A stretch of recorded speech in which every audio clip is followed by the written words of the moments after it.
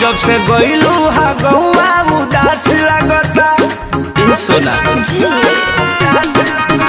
तहरा बिना ई होलिया ना खास लागता जब से गइलू हा गौआ उदास लागता तोरा हाथ होई रोज पीछे लहरी हो डालेला भातार खाके लहरी हो सब रंग गिर जाला बहरी हो जब डालेला भातार खाके लहरी हो सब रंग गिर जाला बहरी हो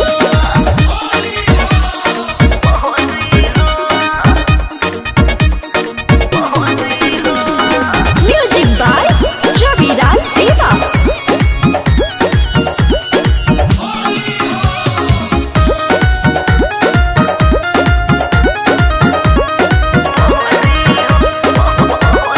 मोर पिचकारी अनाथ भइल